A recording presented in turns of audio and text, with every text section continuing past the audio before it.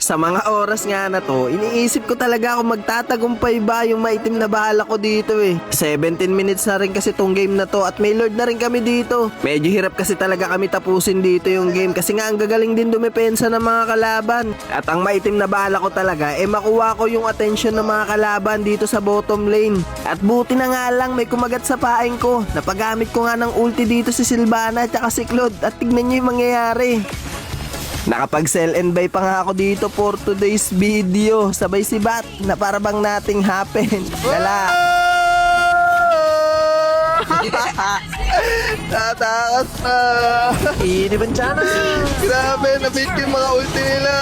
At dahil nga sa nagawa ko na yun, nakabasag ng 2 tore yung mga kakampi ko. Pero akala ko talaga matatapos na nila yung game kasi nga nakuha ko na yung attention ng 2 kalaban eh. Pero hindi pa rin pala talaga sapat yung maitim na bahala ko na yun. Sa kasamaang palad pa nga, napitas pa yung 2 kakampi ko dito. Sayang, ulo kami napatay. Out na. At dito nga, sobrang laki ng pagkakamaling nagawa ko kasi hindi ko inaasahan na meron na rin palang maitim na balak sa akin yung Gusion. Nakatago pala siya dito sa damo kaya mapipitas niya ako. Hindi rin kasi talaga basta-basta tong mga nakalaban namin dito eh. Kaya hirap na hirap din talaga kami tapusin tong game na to kasi nga malalakas din talaga sila. Napitas nga rin nila yung Granger namin dito tas isusunod pa nila si Khalid kaya 2 na lang yung matitira sa amin dito para dumipinsa. Dala.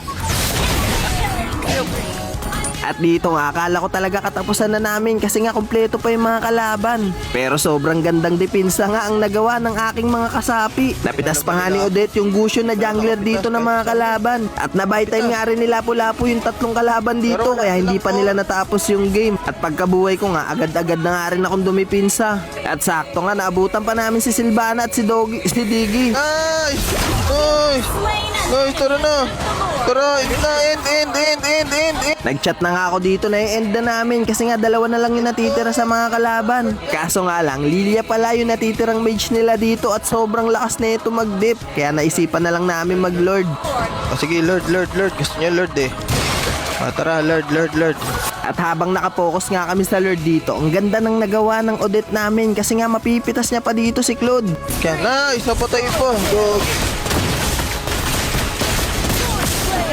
And the ball mga tropa. Let's go.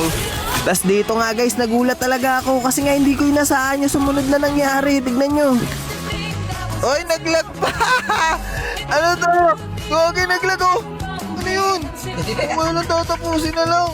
Hello. Gogi, hindi tuloy ako nakapagano.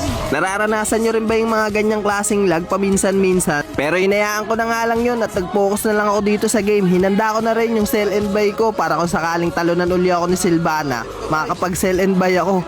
Kaso nga lang, yung pinaplano ko ditong maitim na balak, si Muntun, meron din palang pinaplanong maitim na balak. Tingnan nyo, lala. Wala, naglag!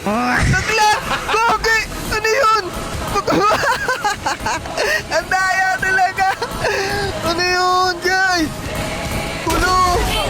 Tayo! Buti lang natapos na. Ano yun? Ba't ganun? Naglalag! Tayo! Lalo! Kung natalo talaga kami doon dahil sa lag na yun, magrarally talaga ako sa harap ng opisina ni Munton kahit ako lang mag-isa. Lala!